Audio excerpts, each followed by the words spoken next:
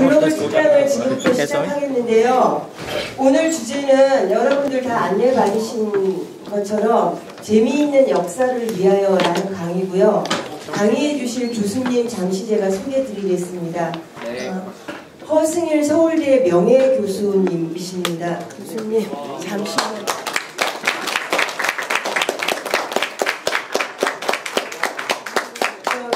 교수님은요 서울대 역사학과 졸업하시고요. 서울대에서 서양사 로마사 전공으로 이제 박사학위 받으신 다음에 건국대 교수를 한 5년 하시다가 얼마 전까지 서울대 역사교육과 교수를 역임을 하셨어요.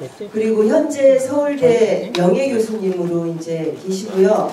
후진들 위해서 계속 이런 이제 재미있는 역사교육이나 또 역사에 대한 이해를 위해서 도움될 수 있는 좋은 내용들 가지고 학생들에게 이제 강의를 해주시고 있고요. 교수님에 대해서 더 이제 많은 정보 아시고 싶으신 분은 유튜브에 허승일 이렇게 검색을 하시면은 교수님이 다른 곳에서 로마사 강의하시는 거 들으실 수 있어요.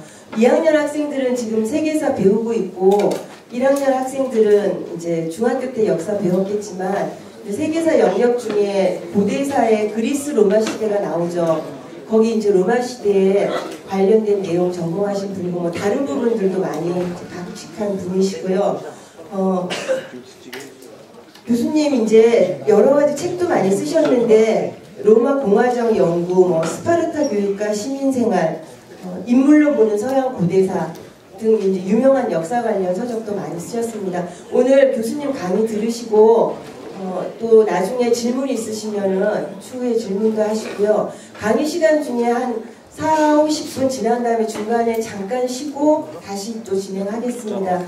여러분 다 집중해서 들으시고요. 강의 들으시고 강의 내용 이제 간단하게 요약하고 자기 이제 느낌이나 평가 정리해서 보고서 서식에 맞춰서 제출해 주시면은 저희가 생활기록부에 특강 이수하신 걸로 그렇게 기재해 드리겠습니다. 오늘 열심히 공부하시고 이제 좋은 강의 들으시기 바랍니다. 교수님 무서운 일로 하시는 게 편하시죠? 박수.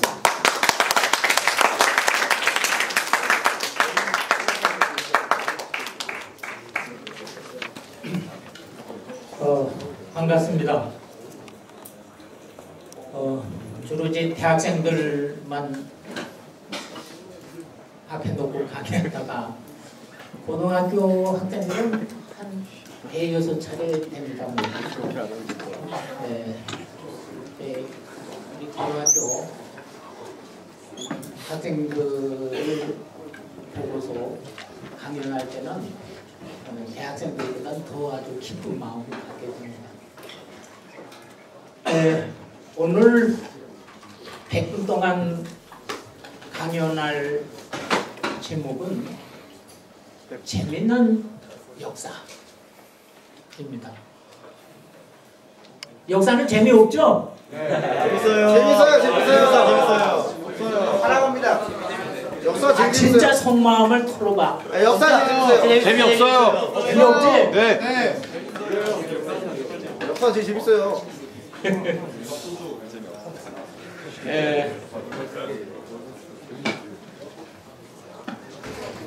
제목을 재미있는 역사라고 해서 오늘 얘기를 하겠는데 저 그림은 진주 목걸이로 유명한 베르메르의 저 여자분이 클리오 역사 여신입니다. 클리오라고 하는 역사 여신인데 왼손에 책을 잡은 거 이거는 과학을 의미하고 오른손에 트럼펫을 이제 들고 있습니다. 악기. 그래서 이것은 예술을 의미합니다. 그래서 역사는 과학이자 예술이다. 그래서 과학은 재미가 없을런지 모르지만 예술은 얼마나 재미가 있습니까? 그래서 역사도 재미있다 하는 주제로 이제 제목이 이제 다음에 나오겠습니다만.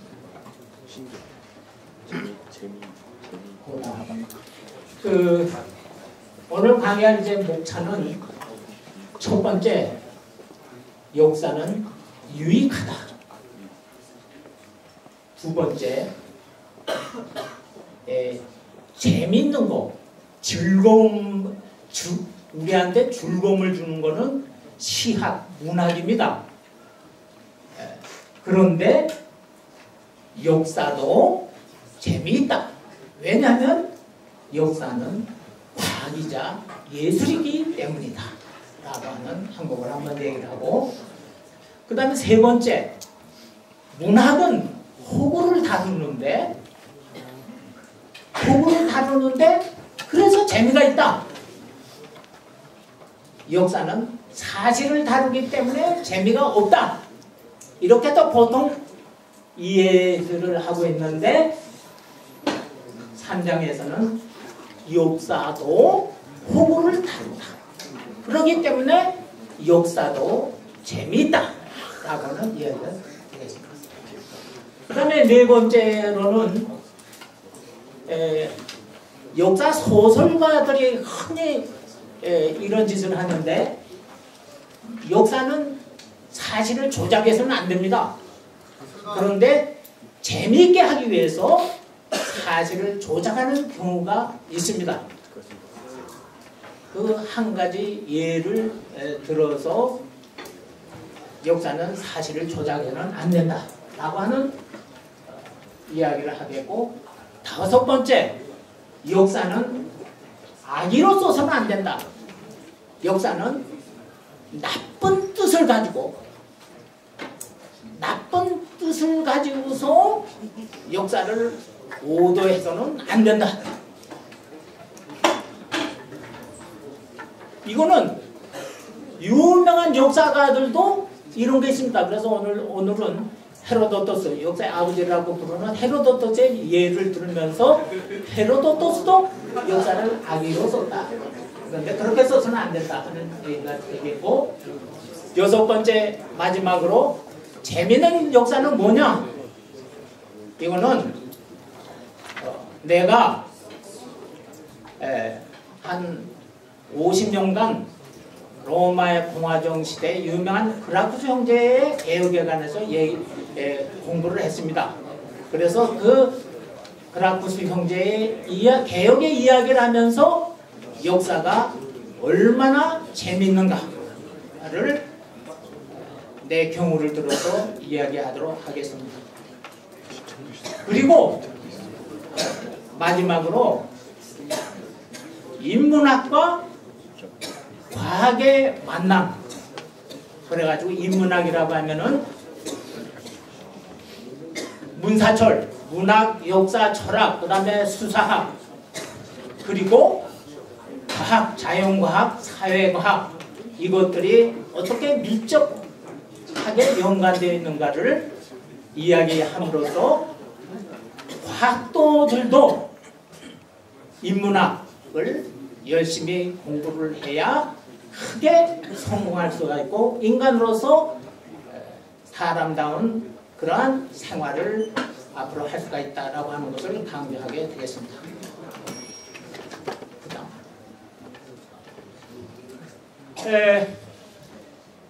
역사는 유익하다 라고 하는 거, 그 역사의 유익함에 대해서 특히 강조한 것은 투키디데스입니다. 이분은 펠로폰네소스 전쟁사를 써가지고 유명한 이 명구를 내놨는데, 과거에 일어났고 또 인간의 모든 가능성에 따라 언젠가 다시 같거나 비슷한 방식으로 일어날 사건들 모두에 관해 하나의 명확한 견식을 지니려는 사람 누구에게나 내 역사책이 유익한 것으로 판단된다면, 나는 만족할 것이다. 정말 이 책은 상을 타기 위한 일순간의 박수 발차를 노린 것이 아니라 영대의 재산으로 구성되었던 것이다. 투키디데스. 저 히스토리아이라고 하는 것은 이제 펠로폰네소스 전쟁사에 나오는 정도입니다. 이 투키디데스는 19세기까지만 하더라도 역사의 아버지였습니다.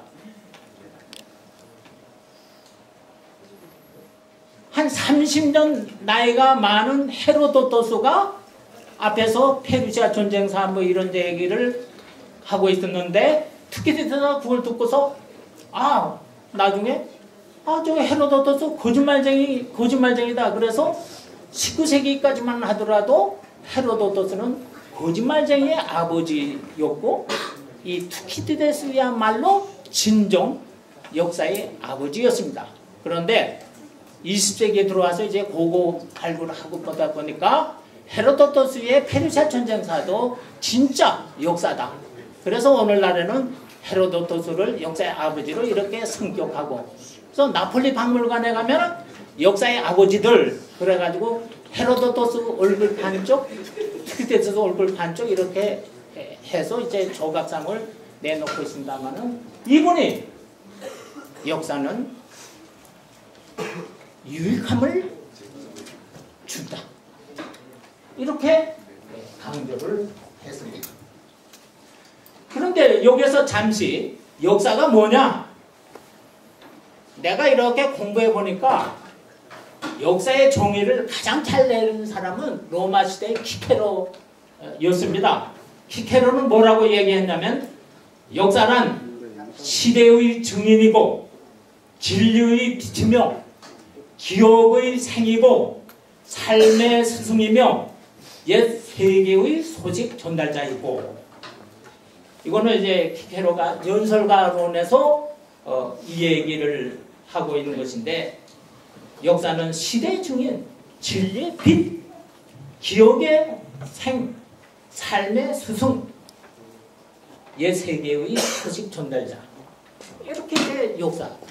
다시 간단하게 말할 것 같으면 역사라고 하는 것은 인간의 과거의 행적을 공부해가지고 거기에서 현재 특히 미래에 유익한 이득이 되는 것을 취하는 것, 이것을 목적으로 하는 것입니다.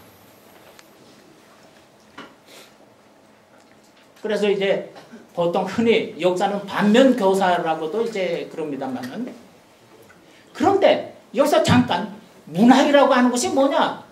문학은 이 허구를 여기서 잠깐 사실과 허구에 관해서 그 기본 개념을 이야기해야 되는데, 사실이라고 하는 것은 용어 팩트입니다. 팩트는 라틴어 파켈에서 나온 것인데, 팩트 사실이라고 하는 것은 인간에 의해 행해진 것들, 이것이 사실이고, 허구라고 하는 것은 인간에 의해 상상된 것들, 픽션, 용어의 픽션이라고 그러는데, 그래서 사실은 인간에 의해 행해진 것들, 허구는 인간에 의해 상상된 것들. 그래서 역사는 요 사실을 공부하는 것이고, 문학은 요 허구를 이제 공부하는 것인데, 그래서 문학의 장점은 뭐냐면 허구를 통해서 인간의 즐거움을, 재미를 얻는 겁니다. 소설 같은 거 얼마나 재미가 있습니까? 영화 얼마나 재미가 있습니까? 허구를 통해서 이제 그런데 특히 이때에서는 역사는 과거의 인간의 행동들을, 즉 과거의 사실들을 공부해가지고 거기서 이득을 취한다. 2차 세계대전이 일어났습니다. 그때 옥스퍼드 대학의 톨비 교수는 2차 세계대전, 히틀러 나치 일으킨 2차 대전의 그 문제점을 어떻게 해결해야 되느냐, 그걸 알기 위해서 옥스퍼드 대학생들과 함께 이 투키디데스의 펠로폰네소스 전쟁사를 읽었습니다. 이 역사책을 읽어가지고 여기서 뭔가 이득을 취하기 위해서. 그 다음.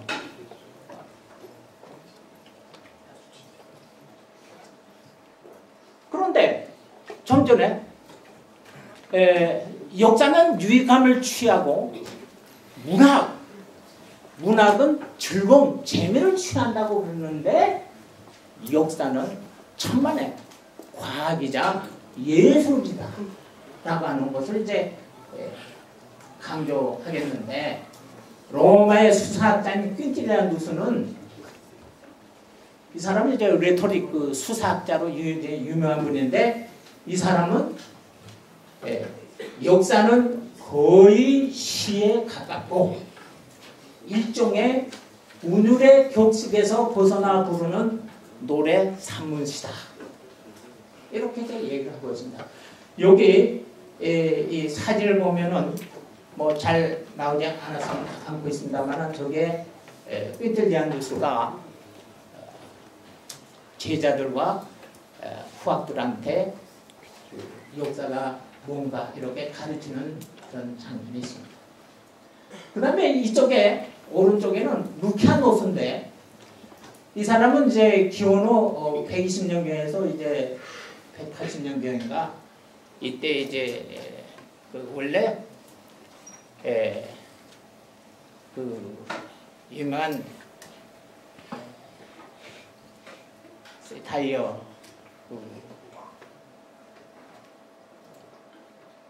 사모스 사다의 루카니오스라고 하는데 풍자가입니다. 풍자가인데 이 루키아노스가 서양 고대에서는 유일무이하게 역사를 어떻게 쓸 것인가 라고 하는 소책자를 썼습니다. 역사를 어떻게 써야 되냐 하는 거는 이 루키아노스밖에 없습니다. 서양 고대에서. 이분이 뭐라고 얘기를 하냐면은 역사는 진실을 추호도 훼손시킴이 없이 역사를 써야 하지만 진실, 진리, 역사가는 시적 표현을 써야 할 대목에서는 허구에 빠지지 않는 한, 허구, 아까 잠깐 말씀드렸습니다마는 인간에 의해 상상된 거, 상상을 통해 가지고 뭐 써서는 안 된다. 실제 일어난 거, 인간에 의해 실제 행동된 것들, 이런 거를 사실을 써야 된다. 써야 할 대목에서는 허구에 빠지지 않는 한, 인간의 상상력에 속에 빠지지 않는 한 시적 표현을 써도 좋다. 시처럼 써도 좋다. 아리스토텔레스는 이렇게 말을 합니다. 역사는 사실을 써야 되는데 그 사실을 운문, 시로도 쓸 수가 있다. 사실을 시로서도 쓸 수가 있다. 이렇게 얘기를 하고 있습니다만은 하여튼 이렇게 얘기함으로써 결국은 역사는 사실을 추구하는 과학이면서 동시에 허구에 빠지지 않는 한 얼마든지 시적 표현을 쓸 수 있다. 그래서 역사는 예술이다. 역사도 예술이다. 그래서 역사도 재미있게 인간에게 즐거움을 줄 수 있게 쓸 수가 있다. 그 다음 페이지로.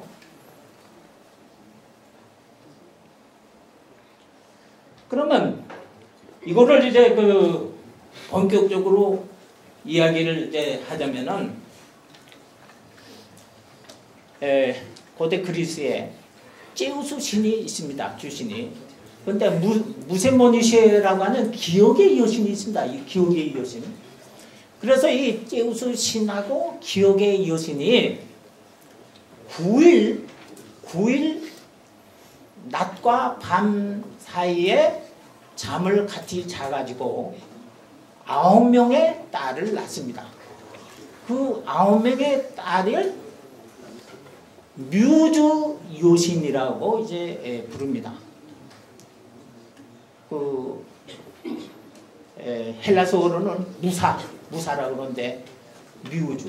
그래서 이 9명의 여신들을 축제하기 위해서 모인 자리,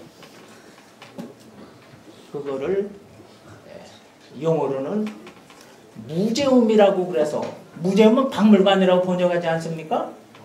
박물관이라고 하는 거는 9명의 뮤즈 여신들을 이제 경배하고 축제를 하는 그런 자리입니다. 박물관에 가면 뭐 조각도 있고 뭐 많이 있지 않습니까? 그림도 있고 많고 뭐 이제 그런. 그 다음에 뮤직, 음악이라고 하는 말도 이제 이 뮤즈 여신 여기에서 이제 나오는데, 이렇게 보면은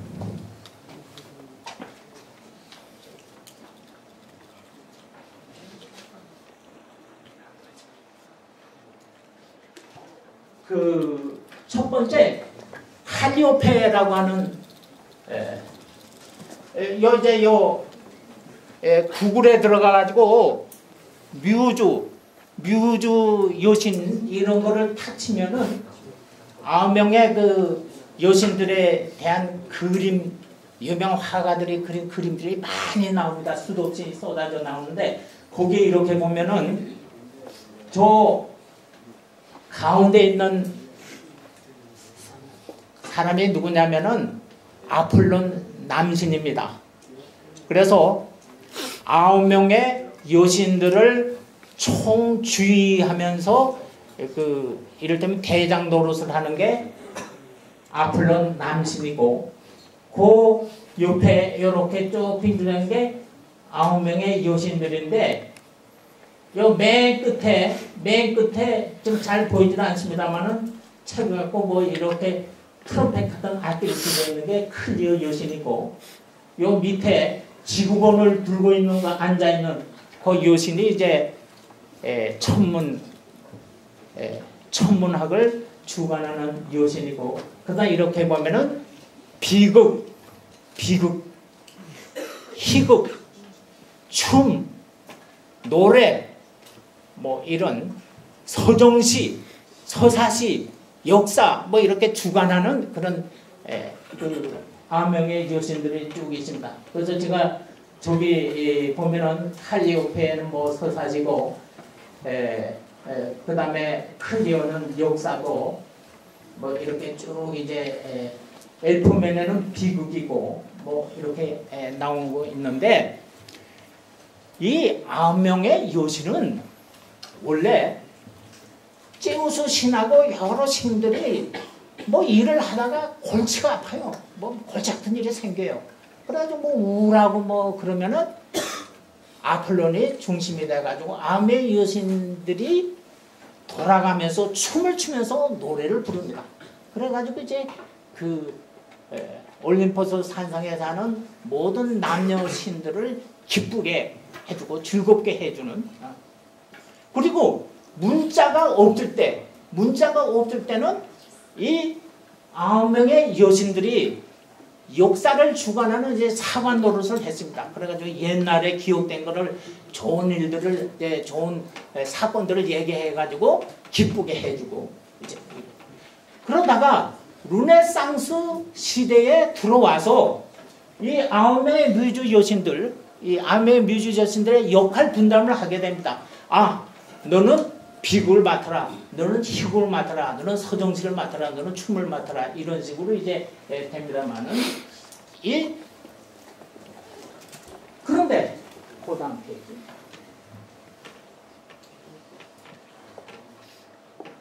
여기서 특히 제가 이제 그 클리어 여신의 상을 이제 하나 이제, 근데 요 유명한 이제 화가 그린 그림인데, 요 클리어 여신은 오른손에 이제 책을 들고 있습니다.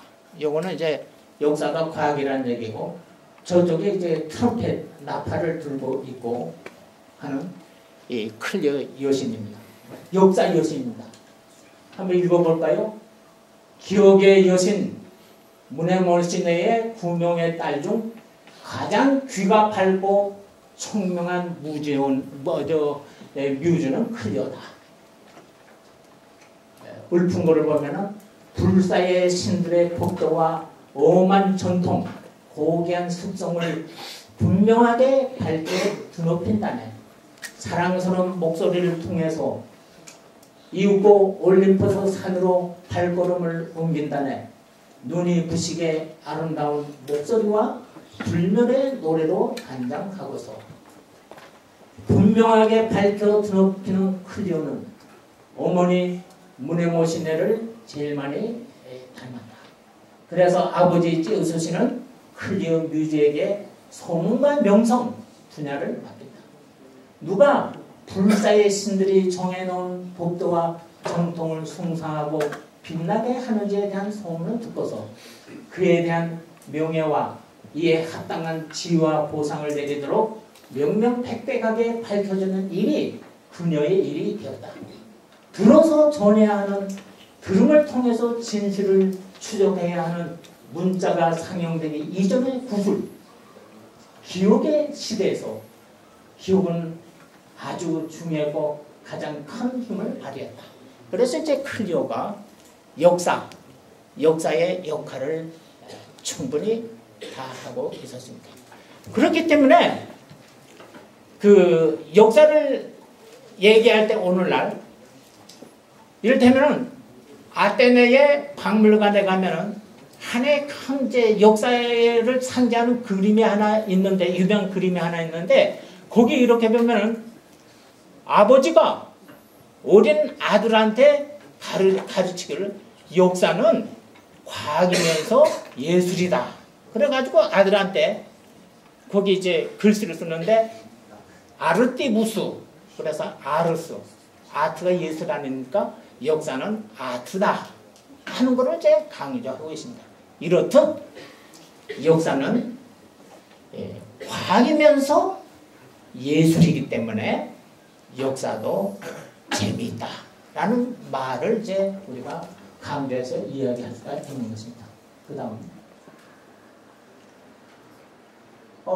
역사도 허구를 다룬다. 여기에서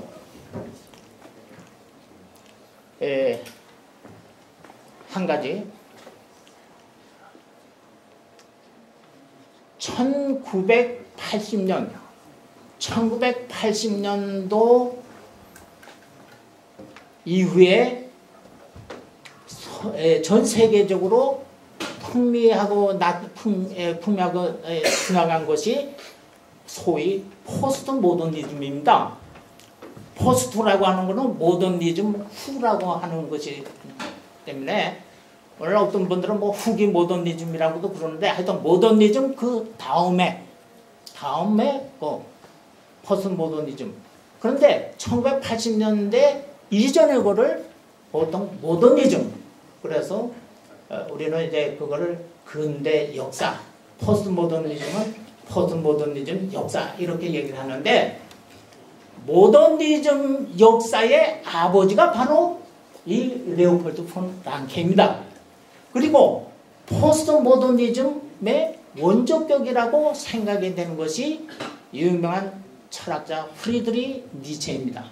그래서 이 모던 역사의 아버지인 레오폴드 폰 랑케와 포스트 모더니즘의 역사의 원조격이라고 생각이 되는 프리드리 니체가 역사를 어떻게 보고 있는가, 역사를 어떻게 인식하고 있는가, 여기를 이제 잠깐 살펴보도록 하겠습니다.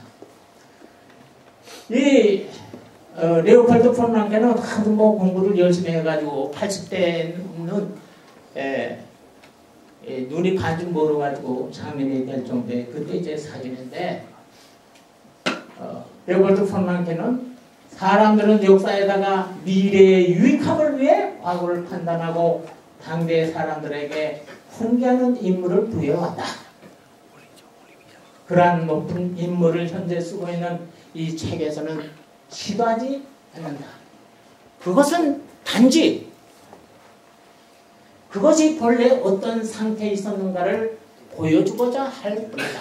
그래서 이제 여러분의 그 고등학교 거기 가서 얘는 랑케 하면은 위에서 아이겐틀리 개비해진 뭐 가지고 본래 그것이 어땠던가 있는 그들의 뭐 사실 그들의 역사 뭐 이런 얘기를 갖고 있는데 그 얘기를 이제 이 랑케가 해가지고 이제 유명해졌는데 역사는 수집하고 발견하고 탐구한다는 점에서는 과학이지만 발견된 것, 인식된 것을 다시 짜 맞추고 교술한다는 점에서는 예술이다.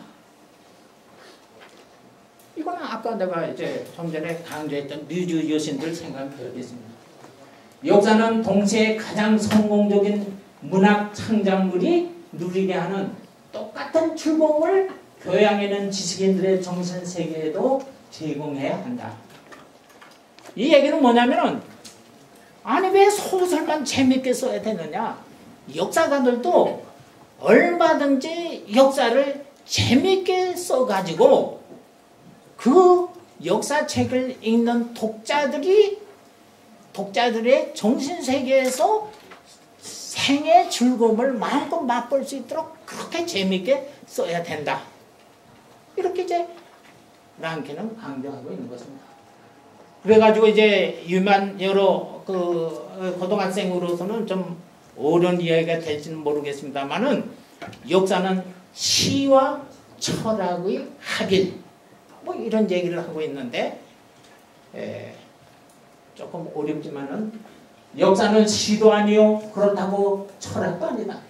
그렇지만 역사는 이 두 분야에서 이용되고 있는 정신능력의 합의를 요구한다. 여기에는 한 가지 조건이 있는데 이들 분야가 지금 대상으로 삼고 있는 것이 이념적인 것에서 현실적인 것으로 바뀌어야 한다. 이 둘을 역사 나름의 특유한 제3의 요소로 결합시켜야 한다.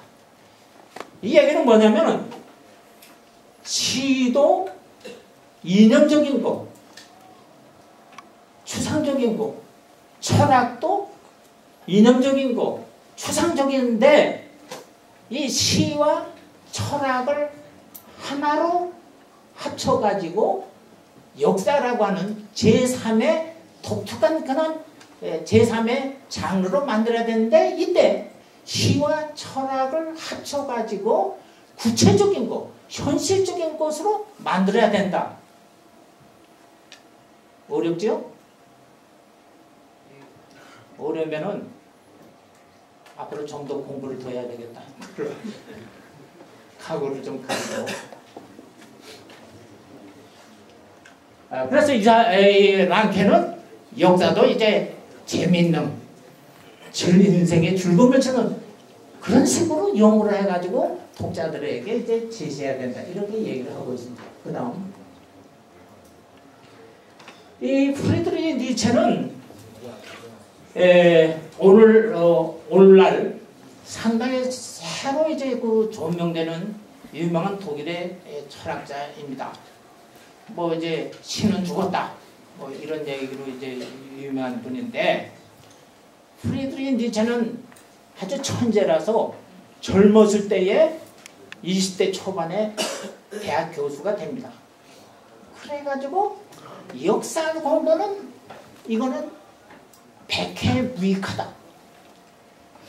아주 해로운 것이다. 역사 공부 때려치워라. 그 역사병이라는 거 그거 한번 걸리게 되면은 저 인간을 갖다가 그냥 이게 맥을 못 쓰게 하고 진을 다 빼고 그러니까 역사는 해로운 것이니까 역사 공부는 때려치고 쳐라.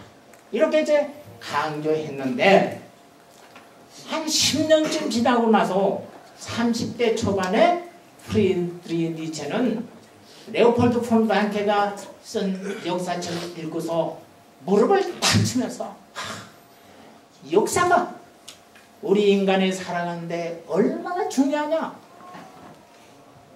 얼마나 이게 기가 막히게 이게 정말 필요한 것이다. 인간이 제대로 살려면은 역사 공부를 제대로 해야 된다. 역사 공부야말로 인간이 제대로 살아가는데 필요 충분 조건이 되는 것이다. 이렇게 이제 그 역사를 극구 찬양했습니다. 그래서 30대 초에 니체는 그 당시에야 비로소 나는 처음으로 역사를 보는 눈, 즉 랑케를 얻었다.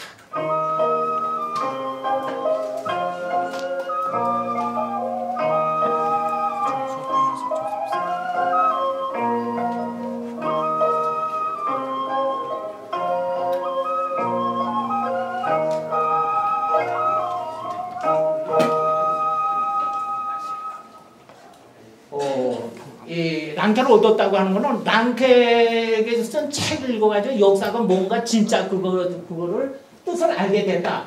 그래서 이제 독일 말로는 damals erst bekam ich ein Auge für die Geschichte 랑케 이런 책을 썼는데 여기서 한 가지 포스트 모더니즘 역사의 모던 역사의 원조격인 니체가 얘기하고자 하는 것은 뭐냐면은 그 사실들이 있는데 그 전부 이 세상에서 일어난 사실들을 전부 기록으로 문서로 남길 수는 없다.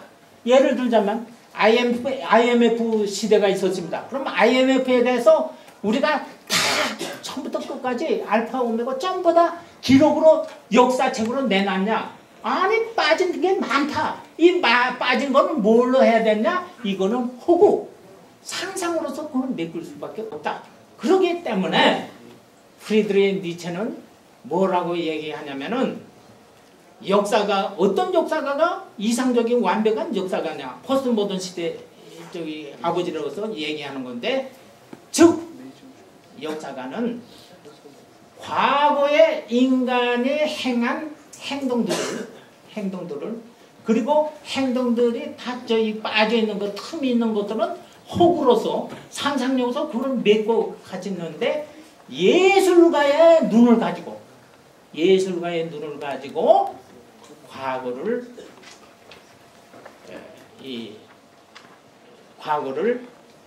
표출해가지고 일반 독자에게 제시해야 된다.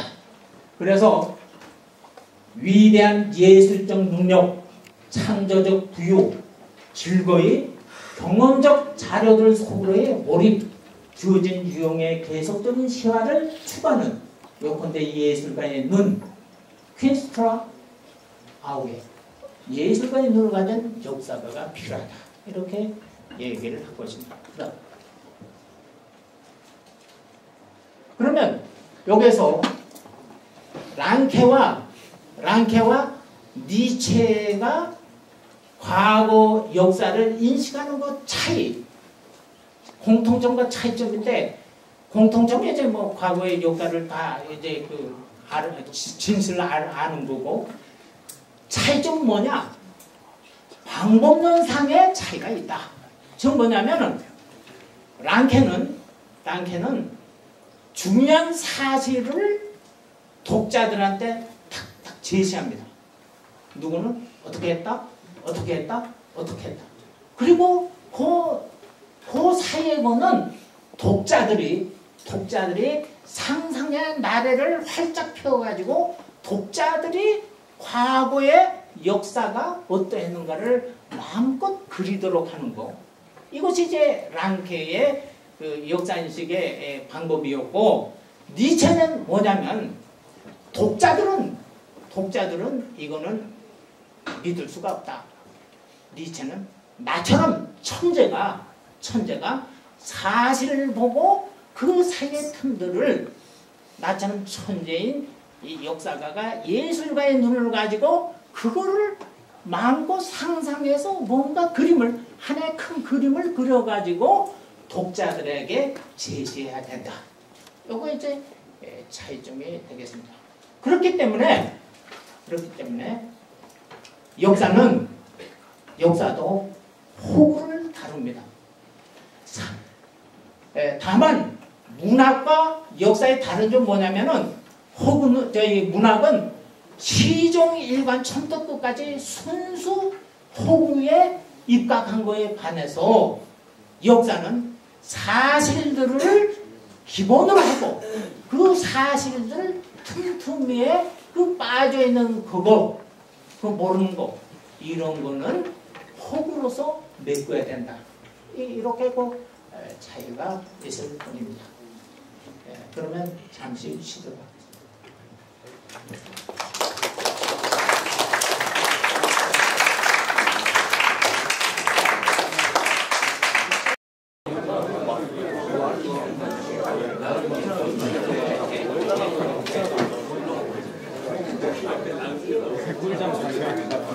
먼저 난 따라가서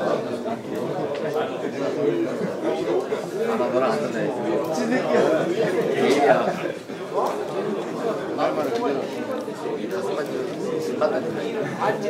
저거 시원할 거야. 150까지.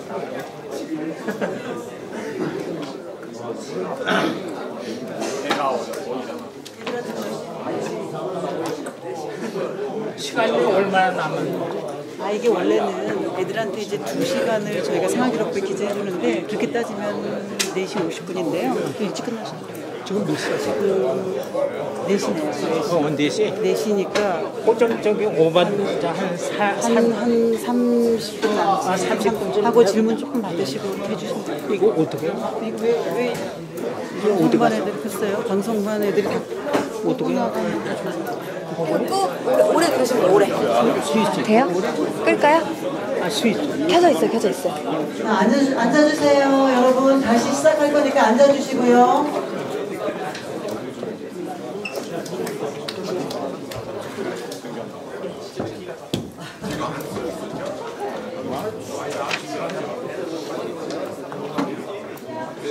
그러면 계속하겠습니다.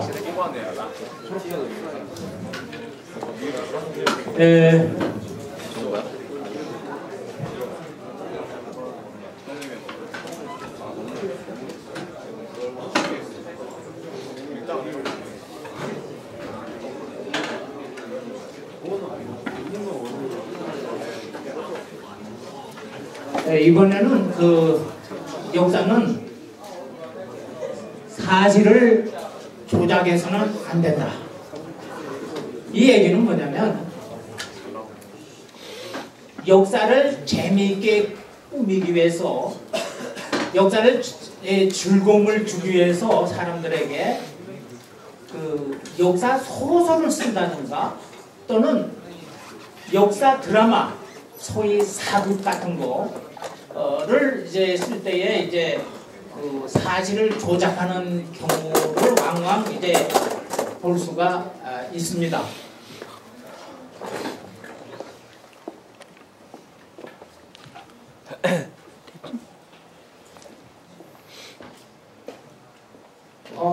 내가 이제 상당히 그 즐겁게 본 게 그 육룡의 나르샤 같은 거 아주 그 재미있게 봤어요. 또 그 정도전 그거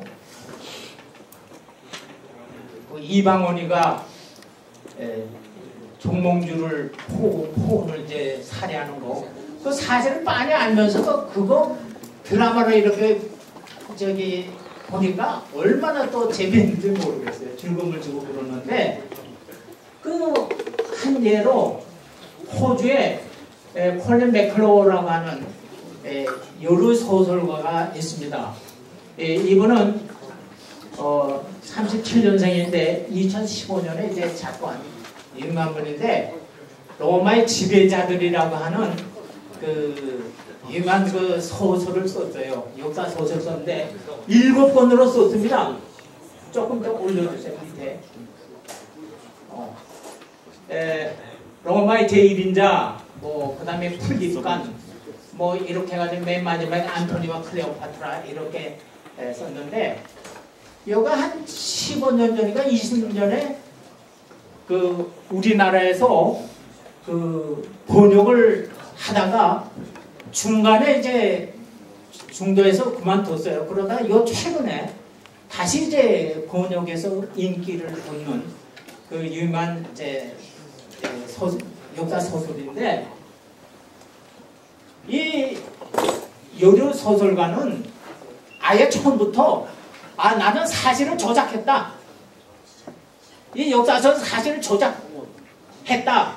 이렇게 천명하고 이제 소설을 썼습니다. 그래서 그거는 뭐 어느 정도 더 봐줄 수가 있다고 보는데, 지금 뭐냐면은 간단하게 얘기하자면은 율리우스 카이사르의 할아버지한테는 딸이 하나 있었습니다. 그 딸을 누구한테 시집 보내냐면 마리우스한테 시집을 보냅니다. 그래서 이 평민파의 고두인 마리우스는 율리우스 카이사르 그 시자의 고모부가 됩니다. 실제로 이건 역사 사실입니다. 그런데 저 요르 소설가는 그걸 재미있게 드라마틱하게 더 극화하기 위해서 할아버지한테는 딸이 하나밖에 없었는데 율라라고 하는 딸을 하나 더 만듭니다. 그냥 관계가 없던 걸 하나 만들어요. 만들어가지고 누구한테 시집을 보내냐면 술라한테 시집을 보냅니다.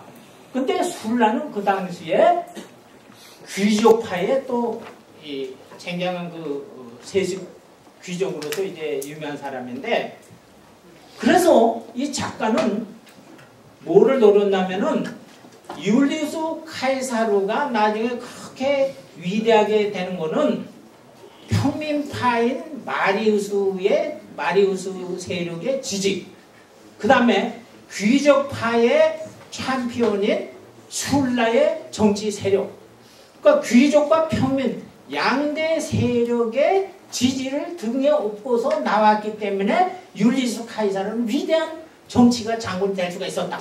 이거를 아주 드라마틱하게 표출하기 위해서 그 짓을 한 겁니다. 그러나 이 술라는 절대로 율리우스 카이사르의 고모부가 될 수가 없습니다. 왜냐하면 고모가 아예 없었는데 이 여자가 이 소설가 만든 것이기 때문에. 그래서 이런 경우를 왕왕 이제 우리가 볼 수가 있는데, 내가 이제 그 박사 논문을 쓸 때에 이렇게 보니까 율리우스 카이사르가 암살당한 다음에 옥타비아누스가 그 군대 지지 세력으로서 등에 업혀나는 것이 제사군단, 마르수 군단하고 제사군단인데, 이게 유명한 그 이제 그 군대입니다. 로마의 그 옥타비아누스 지지 군대인데, 이거를 그 이상한 그 작가는 이 마르수 군단의 군대를 무슨 산적대처럼 이렇게 만들어서 이제 산적대처럼 만들어 가지고 이야기를 하고 있는데, 이런 거는 절대로 그 역사가들이 용서할 수가 없는 것입니다. 그래서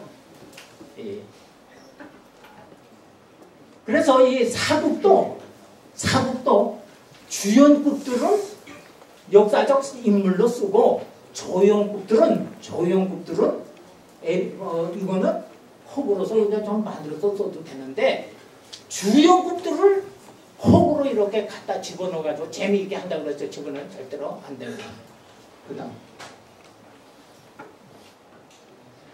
그런데 역사를 나쁜 뜻으로서 써서는 안 됩니다.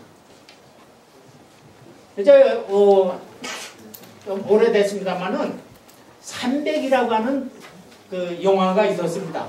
이 300은 뭐냐면은 스파르타의 레오니다스 왕이 그의 군의병 300명이 함께 이제 페르시아의 수십만 대군과 그 테르모필라의 그 골짜기에서 싸우다가 이제 300명이 죽었다 라고 하는 것을 그린 그 유명한 영화인데, 우리나라에서 상당히 그 인기에 이제 그 열풍을 일으키고 그랬는데, 이 300이라고 하는 영화는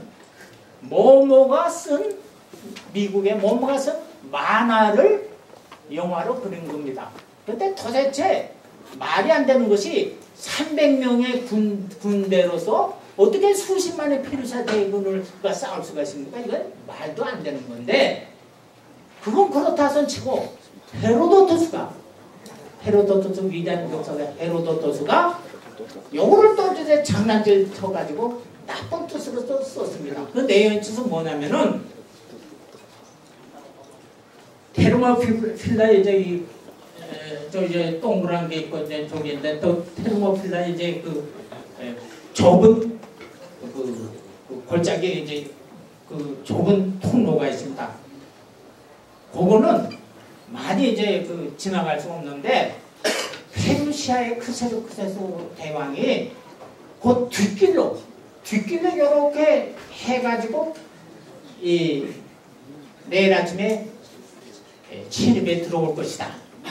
이런 정보를 누가 알려줍니다. 그렇게 되니까 레오니다스 왕이 큰일 났거든요. 그래서 자기 효의 300명과 그 다음에 보조 군대를 그 당시 이제 그 그리스 군대가 좀 있었으니까 그 군대를 이끌고 전날 밤에 저기 저 평야지대 해안가 그 평야지대에 있는 페르시아 대군을 밤에 기습을 합니다. 야습을 하게 됩니다. 그래서 그 야습 작전이 크게 성공해가지고 페르시아 대왕의 두 형제와 그리고 싸우다가 그리고 레오니다스 왕도 전사합니다. 그 평야 전투에서 전날 밤에 그리고 나서 새벽이 되니까 300명이 저기 그 레오니다스 시체와 이를 끌고 가서 이제 그 테르모필라의 그 협곡에서 싸우다가 장렬하게 전부 전사하는 것으로 이제 그리고 있는데 그게 누구냐면 바로 헤로도토스입니다. 그럼 왜 헤로도스가 이렇게 그 아기로서 역사를 썼느냐? 그건 아주 간단합니다. 페르시아 사람들은 밤을 좋아하지만 밤 전투를 좋아하지만 그리스 사람들은 밤 전투를 금기시합니다. 낮에 전투는 낮에 싸워야 된다. 이렇게 그리스 사람들은 생각을 하고 있기 때문에 헤로도토스가 거기에 맞춰서 밤에 싸운 것이 아니라 낮에 싸우다가 다 장렬한 전사를 했다. 그걸 이제 보여주기 위해서 헤로도토스가 하비로서 역사를 썼던 겁니다. 저기 위에 헤로도토스 사진은 지금 터키에 보드룸이라고 하는 데가 있습니다. 보드룸이 그 헤로도토스의 출생지입니다. 내가 그 보드룸에 가서 직접 저 사진을 이제 찍은 것인데 헤로도토스 잘 생겼죠? 그 다음 시간이 없어서 이제 재밌는 역사 이제 시간이 되는 데까지 제가 그 프랑스 형제 개혁 연구를 수십 년간 했는데 좀 이렇게 재밌게 좀 이야기를 하도록 하겠습니다. 사실의 입각에서 써라. 이실직소 쓰되 창작하지 말라. 쓰되 짓지 말라. 이실직소 수리부작. 저 수리부작 쓰되 부작 작하지 말라. 지울작 멋대로 소설 짓듯이 창작하지 말라. 이것이 역사 시설의 그 기본 법칙이라고 할 수가 있겠습니다. 그래서 여기에 입각해가지고 내가 이제 좀 얘기하는데 우선 가족사에 대해서 간단히 얘기하자면 원래 그라코스 형제의 그 집안은 평민 출신입니다. 평민 가문인데 그 어떤 귀족 가문이 이 그라코스 형제의 평민 가문과 손을 잡아가지고 정치 세력을 늘리기 위해서 그라코스 형제의 증조부를 콘술로 시켜줍니다. 콘술이 되면은 무조건 귀족이 됩니다. 그래서 이제 귀족이 됐는데 한니발 전쟁에서 크게 이기는 대스키피오 장군이 이렇게 보니까 그라코스 형제의 아버지가 아이고 괜찮은 사람이다. 그래서 대스키피오가 그 자마전투에서 이제 그 한니발 물리친 그 대스키피오가 그라쿠스 형제의 아버지를 자기의 사위로 삼습니다. 그렇게 되니까 그라쿠스 형제는 대스키피오의 외손자입니다. 그리고 또 이제 이렇게 보면은 그라쿠스 형제의 어머니 고르넬리아는 대스키피오의 딸로서 이렇게 보니까 소스키피오가 있는데 소스키피오를 자기 딸하고 결혼을 하게 됩니다. 그래서 소스키피오는 이제 기원전 146년에 카르타고가 완전히 멸망시킨 유명한 장군인데 소스키피오는 그라쿠스 형제와 뭡니까 그 천안 매부지간이 됩니다. 천안 매부지간이 됩니다. 그게 아주 가까워요. 그래가지고 소스키피오는 나중에 그 보수파의 정치가 근데 그라쿠스 형제는 이 개혁가로서 이렇게 정적이 되고 그런데 그 그라쿠스 형제의 그 형제중 형인 티베리스 그라쿠스는 누구한테 맞아 죽냐면은 이종 사촌한테 맞아 죽습니다. 뭐냐면 자기 어머니 코르넬리아의 언니가 있는데 그 언니의 아들한테 맞아 죽습니다.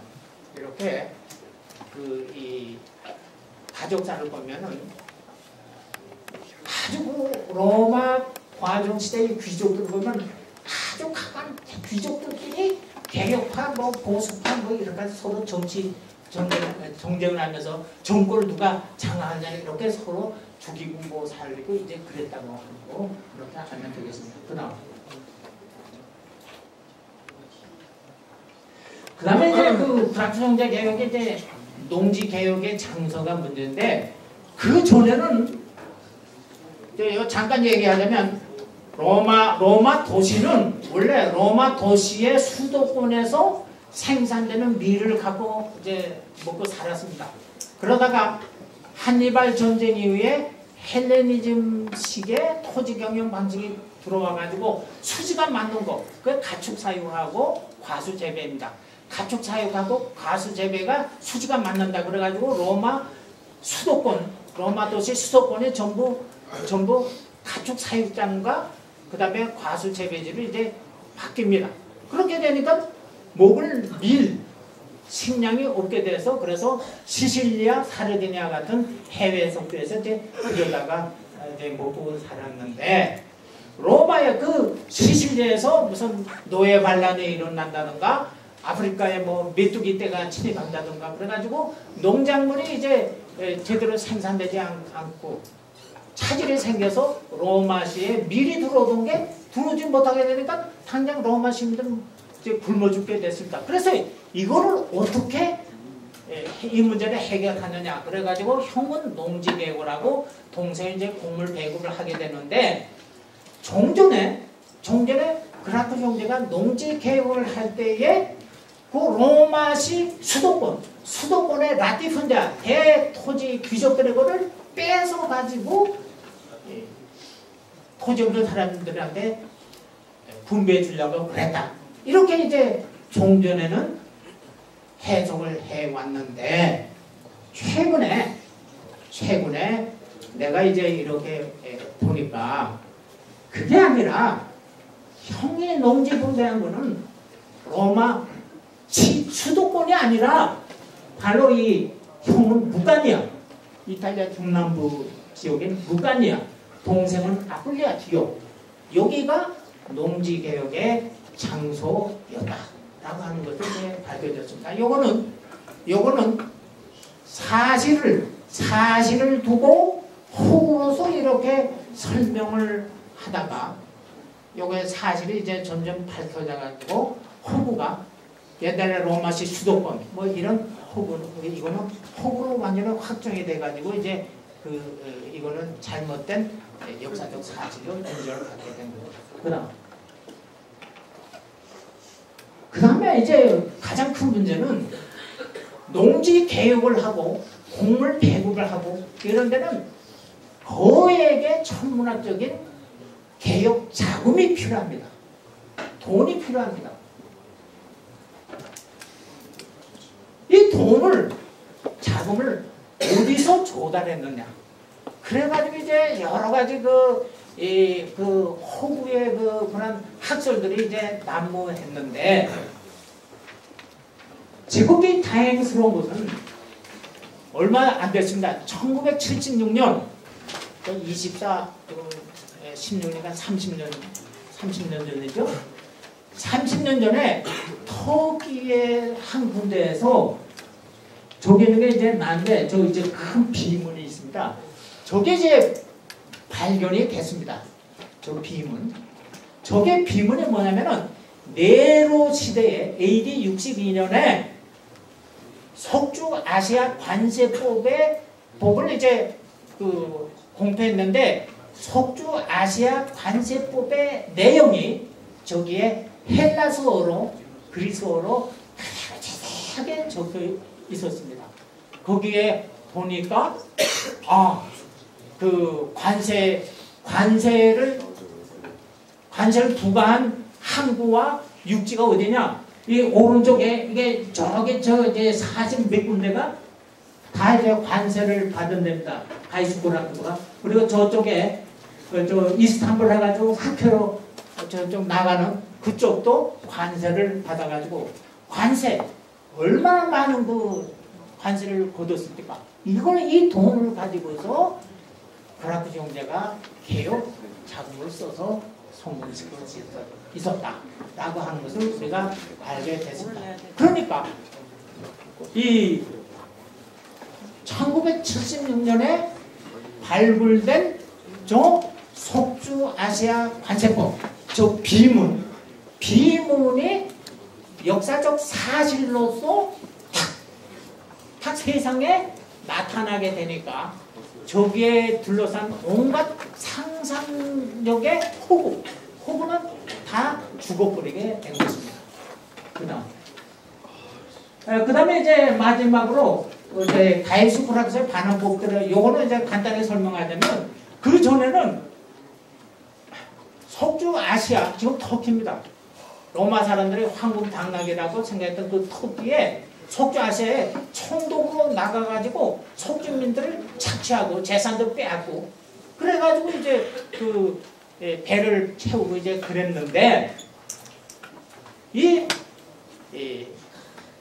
다이스 프락스의 반환법 여기를 보면은 석주 총독 임기가 끝난 다음에 본국으로 돌아오면 석주민들이 원로한테 재판을 겁니다. 그래가지고 유죄가 되면은 2배를 이렇게 토해내야 됐습니다. 이런 것들도 이제 다 연관 돼가지고 세세하게 이제 설명이 되니까, 그락스 형제의 개혁 이야기는 이제는 상상의 나래를 활짝 편 그 호기에 입각한 그런 허튼 소리가 아니라 진짜 역사적 이야기로서 등장하면서 아주 그 재미도 이제 있게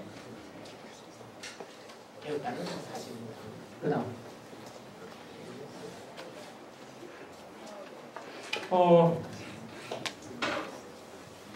마지막으로 그 인문학과 과학의 만남. 그런데 여기에서 인문학이라고 하는 것은 시학, 역사, 철학, 수사학의 목적을 한마디로 진리를 탐구하여 인간의 삶에 유익함을 주는 데 있다. 그렇다면 왜 진리인가? 진실인가? 여기 내가 아까 들어오다 보니까 저 정문에서 이런 거 하니까 진리 그 얘기가 적혀있죠? 몰라? 아니 정문에서 이렇게 나면은 진리 얘기가 적혀있잖아. 뭐야 그 내용? 요 옆에 있는 그림이 체잔의 리파가 르네상스 시대의 그 이코놀로기아라고 하는 책을 써가지고 거기에 이제 진리의 여신입니다. 진리의 여신은 나체로 되어 있습니다. 여기는 뭐 좀 걸쳐 있고 그런데 진리 자체는 나체로서 이거는 아주 귀한 것이다. 그래서 진리는 나의 빛이라는 말도 있고 그렇습니다만 이 진리를 알기 위해서 우리가 인문학을 공부하는 것이고, 왜 진리 진실을 공부하게 되냐, 이거는 인간이 인간답게 사는 것, 그리고 행복하게 사는 것, 여기에 이익을 주기 때문에 우리가 진리를 배우는 것입니다.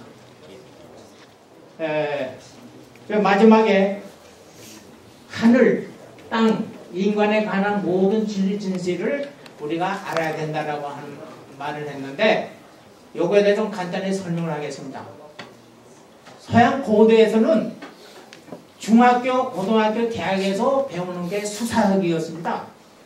수사학은 뭐냐면 말하는 연설술, 연설하는 그건데, 뭐냐면은 아테네 시민들과 로마 시민, 청년들이 꿈이 뭐냐면 훌륭한 정치가와 장군이 되는 것입니다. 훌륭한 정치가와 장군이 되려면은 여러 군중들 앞에서 연설을 잘해가지고, 연설을 모두 설득이니까 상대방을 설득해가지고 표를 많이 얻어가지고 정치가가 되고 장군이 되는 것입니다. 그런데 연설을 잘해가지고 표를 얻으려면은 청중들의 마음을 얻으려면은 그 연설가는 하늘에 관해서도 훤히 알아야 되고, 땅에 관해서도 훤히 알아야 되고, 사람에 관해서도 훤히 알아야 됩니다. 어떤 장군은 일식현상이 일어났습니다. 전쟁을 하는데. 그래서 일식현상은 이거 낮에 잠깐 해가 뭐 이렇게 뭡니까, 달이 해를 잠깐 가리는구나, 이걸 알고 있었는데, 적은 그 사정을 가지고 하들 꼼꼼해지니까 이게 세상에 종말이다 해가지고 우왕좌왕하는 사이에 이 로마군이 이제 크게 승리를 하고, 그래서 일식월식의 이런 과학 지식도 연설을 짜면 잘 알아야겠습니다.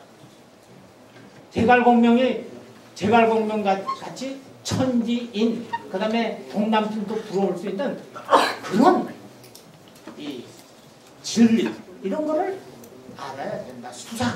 이것이 서양 고대의 그 결계, 그 하나의 그냥 수사이었습니다.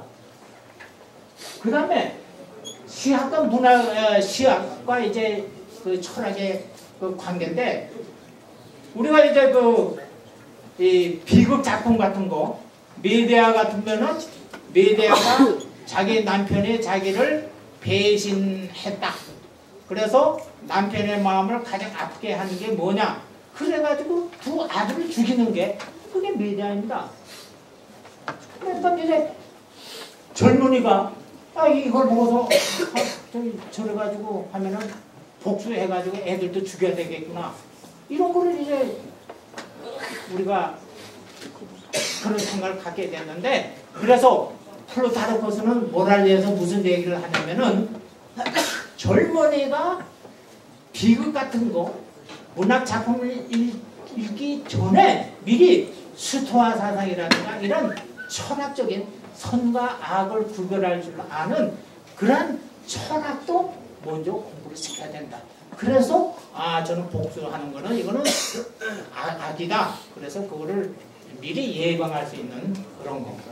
그 다음에 마지막에 그 국사와 세계사를 배회하는 이유, 이것은 이제 키케로가 한 얘기인데, 키케로는 연설을 잘하려면은 역사 사실을 잘 알아야 된다, 이거를 강조하면서 특히 키케로는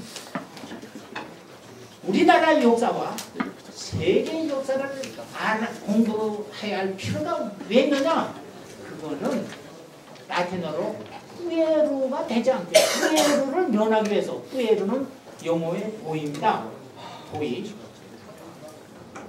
어린아이, 소년의 티를 볶기 위해서는 역사를 알아야 됩니다. 역사를 모르면은 유치원생으로 그냥 계속 놀고 죽을 건 그대로 남으니까 이거를 면하기 위해서는 역사를 공부해야 된다. 한마디로 인문학이라고 하는 거는 결국은 문사철 수사뿐만 아니라 자연과학, 사회과학, 우주과학, 다 긴밀하게 연결이 되어 있다. 그래서 우리가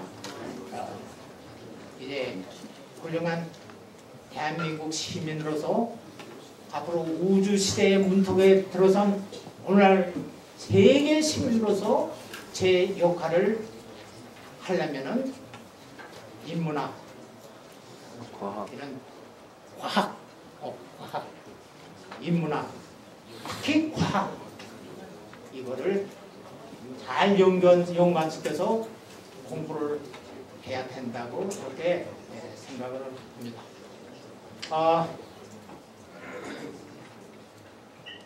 좀 어려웠죠? 뭐 아무 말도 없는 거 보니까 어려웠던 거 생각이 되는데. 재밌어요. 그런데 이거는 내가 쓴 책입니다. 있겠습니다. 내가 저기 촬영을 했는데 촬영이 잘 됐으면은 유튜브에 올릴 테니까 그 유튜브나 구글에 들어가지고 거승률이 로마사 강의 하더라면 한 20개가 뜰 거예요. 그중에서 이렇게 그런 것도 좀 보고 이런 자료는 내가 거기 다 이제 어디 보라고 제시 설명란에 나올까. 그러면 뭐 질문이 있으면